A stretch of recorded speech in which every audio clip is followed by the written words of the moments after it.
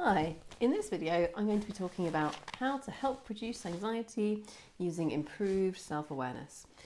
Okay, so I'm Orla Kirby, by the way. I'm a therapist specialising in helping people to move away from severe anxiety and or OCD. Okay, so I mean, if you've ever struggled with anxiety, or if you're struggling with anxiety right now, you'll know that it can be a very difficult thing to struggle with. So I've drawn together some resources here about how to successfully move yourself away from anxiety using improved self-awareness.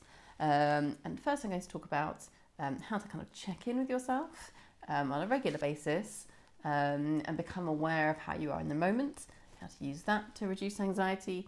And then I'm going to talk about more kind of background type work, like learning about the brain, the human brain in general, and then learning about you specifically. So who you are, what your passions, interests, beliefs are, what your personality type is, and then in terms of your senses and how your mind works and processes and learns and communicates. Are you more visual or are you more auditory? Are you more kinaesthetic? Are you more auditory digital? These are categories from NLP that are to do with how we relate to our senses in terms of how our mind processes data, processes information. Okay, so first of all then, how do we do this kind of checking in with ourselves? That level of self-awareness where I am wanting to become more aware of how I am right now. So this is just a really, really great thing to do, to get into a habit of every now and then pausing what you're doing. And you could build this in a formal way. You could decide I'm going to do it at this point and this point and this point. Or you could just, have a kind of, I'll check in with myself every time I make a cup of tea. Or you could just bring it in some more spontaneous way. But just to every now and then be asking yourself, how am I doing? How am I right now? How am I feeling? What can I hear? What can I feel? What can I touch with my body? What can I see? And then a further level of awareness, how am I feeling about what I'm hearing? How am I feeling about what I'm seeing? How am I feeling about what I'm touching? Or how I feel in my body? How am I doing? How is everything going? How does the world seem to me right now? How do other people seem to me right now? How do I seem to myself right now? You don't ask yourself all of those questions every time, but that's the kind of question you want to be asking. And then if you find an area of difficulty somewhere, or an area of tension or stress or something you're anxious about, or you discover that you're feeling angry or sad, or a clue to negative emotion, if you're not directly experiencing the negative emotion, might be, if I ask myself, what can I see right now? And everything I see seems very unpleasant or troubling to me in some way, or kind of like it's causing me some kind of problem. I mean, I might just be somewhere really ugly, I suppose. But often that would be a sign of, some level of stress somewhere. And the same goes for what I'm hearing, or what I'm smelling, or whatever is seemingly causing me a problem. It may be a sign of some kind of level of mental stress. So, what do we do then? Often it's a really good idea to slow breathing down and think, what do I need? What do I need right now? What will help? Almost ask that part of yourself that's struggling a bit with something, what do you need? What do I need right now? And is it something basic, like do I need a glass of water? Do I need some food? Am I hungry? Do I need some rest? Am I overtired? Do I need a break? Am I lonely? Do I need to talk to someone? Do I need some fresh air? Think about your needs. And then think almost about your higher needs. Think about, and this sounds like a big question to be asking yourself, I realise, but think about, is what I'm doing right now aligned to my higher choices, to what I want from life, to who I want to be, to the life I want to create, to my beliefs, to my intentions for myself and the world and my family and my community? does what I'm doing now align with my values, and does it align with my goals, with what I want for the future? Now that's a really big question, and of course you could do some real deep work on that, right? You could spend a whole day really deeply going into that, but I'm more asking in a kind of a quick way. Think about literally what you're doing right now, and does it align with like who you really are as a person, your values? Does it align with your goals, with how you want to be in the future? And that doesn't mean that it needs to be something really important you're doing, because like if you're taking a break, that's really important, and it might not be directly linked to your goals, but it is indirectly linked to them. So this isn't about being critical or judgmental of ourselves at all, or feeling bad about something. It's just kind of checking in with that, because we might want to redirect, or it might think we might want to make a note to do some redirecting later or something. We might want to make some different choices. So that's an important level of investigating. Have we just gone off track in some way? And actually, it would be really great to move this way. Or maybe what we're doing is a great thing to be doing, and it is what we want to be doing. In which case, it might be helpful. Sometimes it might be helpful to just stop and investigate that negative feeling and figure out what's going on there, and do some release work. And I'll come on to release work the video after this one, after the next one. So the next video is on self-communication, and the next one after that is on forgiveness. So it might be a time for some release work, or some really investigating what's going on, unpicking things. You don't always have time for that, or you don't always want to do that. It's also possible, if you want to, and if you feel it's appropriate, to shift your state, to shift your emotional state into something that is genuinely positive, or motivated, or excited, or however you want to be feeling. So, if you want to do that, a really good technique is breathing, is learning to breathe, to use your imagination in a really rich, full way. If you go to orlakirby.com/learn to meditate, so that's orlakirby.com/learn to meditate, you'll find a whole range of techniques there in terms of using your eyes, defocusing your eyes, using your peripheral vision, slow breathing, imagination, hypnosis. You can use all of these techniques to really powerfully shift your state so that you're feeling really calm, or really confident, or really positive, however you want to be feeling. And that can be very powerful. And sometimes when I talk to people about using this as part of their daily life, so people might say to you, I might have a client, and they might say, what do I do when I get really angry at work? Or what do I do when I get really stressed about this and I'm home and, I can feel it just ruining my evening? Often when I suggest using hypnosis or shifting your state, people say, well, I don't have time for that. I can't always be stopping and going off and using breathing and visualizing. And I get that, right? But often, in fact, this is a good use of time from that point of view too. So it's good for your mental health and your emotional well-being and your relationships, of course. But also, even if you're trying to accomplish a task, you are better off checking in with yourself, noticing, first of all, oh, right, I'm a bit stressed, or I'm a bit anxious, or I'm a bit angry, and then dealing with that in some way, right? Either investigating, releasing, or shifting your state. You're better off doing that than trying to just cover it up, plow on with the work, ignore it, bury it, plow on with the work, or plow on with the socializing, right? Keep just talking to people at the party, or keep talking to your friend, or keep going, as it were, and try to just ignore it. It's often simply going to be a better use of time to sort out your head first, right? Shift your emotional state first, shift your mental state first, and then you'll do whatever you were doing better, more effectively. You'll actually have better use of your brain. Your brain will work more effectively because you'll have more access to your complex skills in your cortex, your imagination, your powers of reasoning, your creativity. All of that is going to be working much more effectively when you're in a great emotional and mental state. So and you're also going to enjoy yourself more, right? So it's worth taking 2 minutes, 3 minutes to shift your state, and then going back to something and being able to do it well and do it in a really enjoyable way, right? Or both. So that's what I mean by the kind of improved self-awareness in the moment way. It's the asking the question and then following through on that with some kind of choice or action that's helpful, that's beneficial.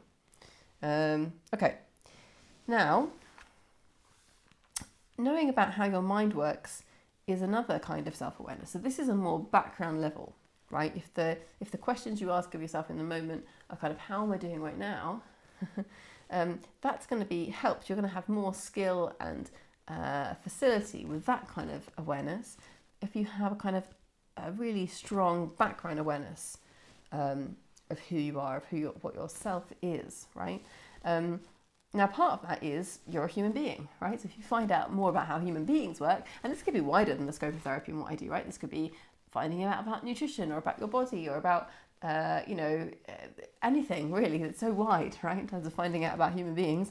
But in terms of what I do, it's really valuable to know about your brain, how your brain works, the structure of your brain, where stress, anxiety, anger, depression come from, and how we can move ourselves away from them. That's very, very useful knowledge, both for how you think about yourself and how you think about other people.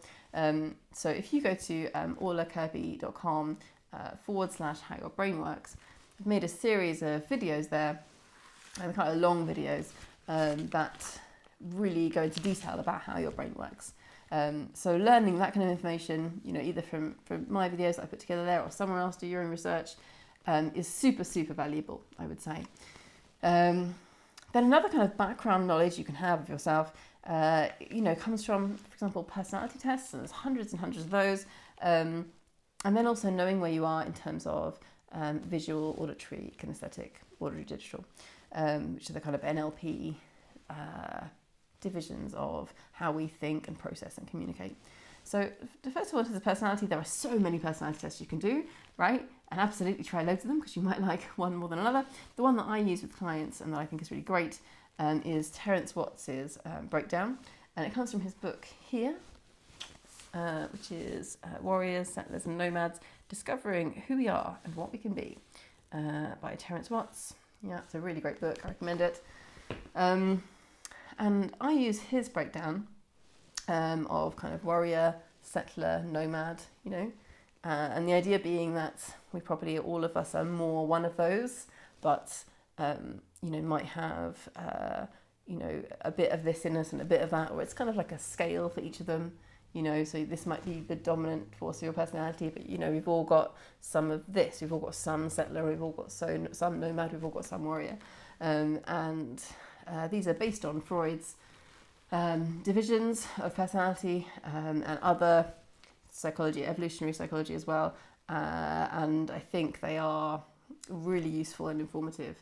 I know sometimes people can not like the idea of personality tests. In fact, I was held back from wanting to engage with them, I think, when I was younger, because of a sense of, well, I'm not this, I don't want to be put in a box, or I'm not this one type of person, or I'm specific and individual and unique, and of course I am, of course you are, right?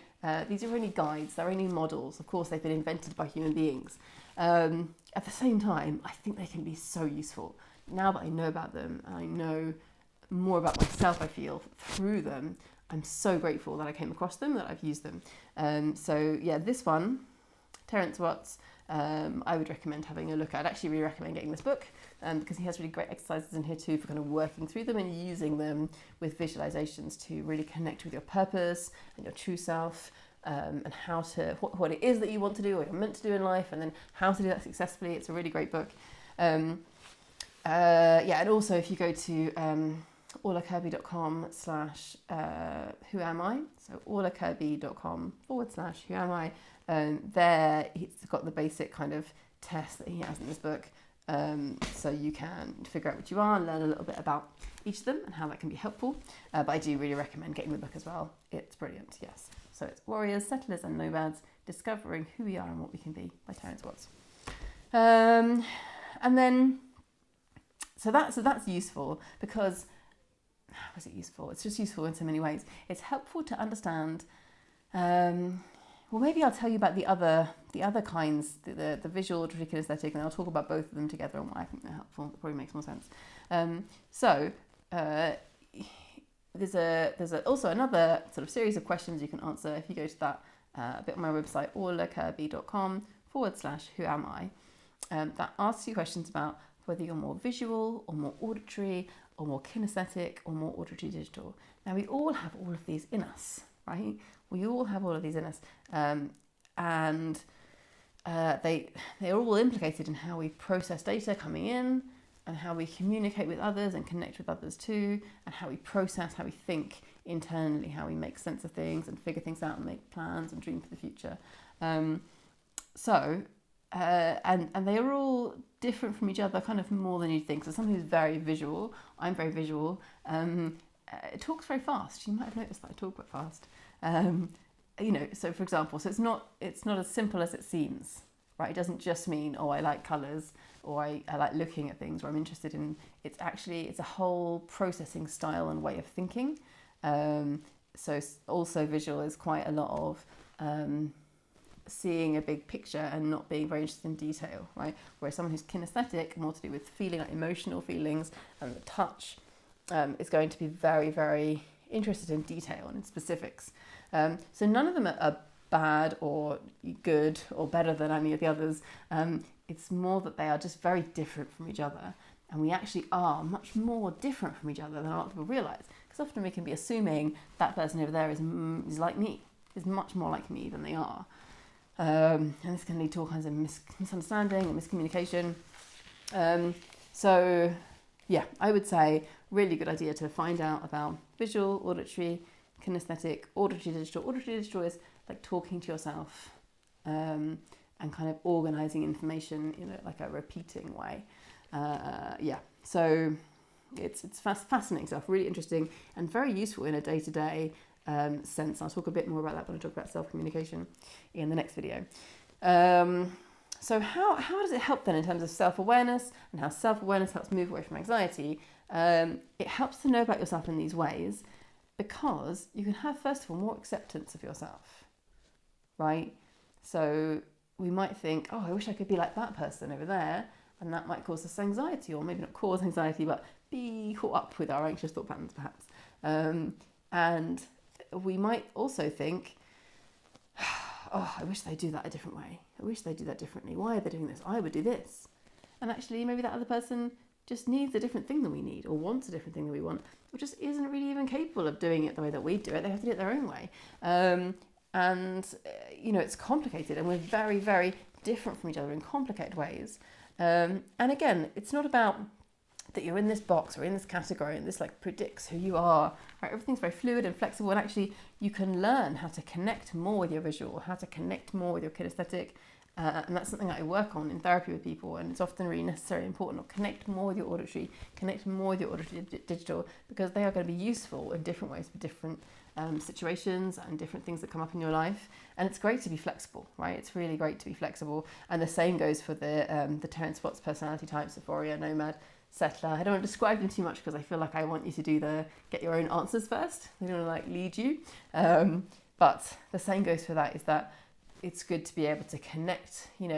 If you're a nomad, it's good to be able to connect with your warrior, your inner warrior. It's good to be able to connect with your inner settler. And that goes the same, whatever you come out as. So flexibility is a really great thing to learn, and can help you, just adapt yourself to a situation in a more ideal way and with less stress on you. And that's going to help with reducing anxiety. And certainly having more acceptance of yourself and more knowledge about yourself. This is who I am. It's going to help reduce that kind of service frustration. So it's going to help, less of that sort of, oh, I don't like being this way, because you might just be like, well, I am this way, and that's fine. But also at a deeper level, it's going to help you connect to your purpose, to what you actually are here to do, to what you want to do in life, what you love, what you believe in. And of course, that's almost the ultimate thing that reduces anxiety, right? There's a beautiful saying in NLP that anxiety is a warning from the unconscious mind to focus on what you want. So, our cortex is this marvellous machine for creating the future, for bringing wonderful things into being. And if you are very focused on, in a positive way, right? In a positive way where you're relaxed and calm and connected with your true self, and you're very connected with achieving this or creating this, and that is very aligned with who you really are as a person, what you believe in, and what you love and what you're interested in. That is a path away from anxiety, right? Because often anxiety is partially created by not doing that, by not being fully connected with who we are, with what we want and the future that we want to create for ourselves. And so instead of picturing the future that way and going with what we want to create and what we believe in creating, we are distracted or caught up with what we don't want to happen and what we're worried about happening, what we're afraid of happening, which is of course anxiety. So so connecting with your true self in this way is super valuable. It's almost the ultimate way of moving away from anxiety. And also, of course, yes, can help with acceptance of others and then not being the same as us. And that's a further way to reduce anxiety. So this is powerful stuff. Okay. So the next video is on improved self-communication. If you found this video useful, I really recommend watching that one because the two connect very closely. Improved self-awareness is necessary for improved self-communication, and improved self-communication will help with self-awareness too. Okay, so I'll see you in the next one.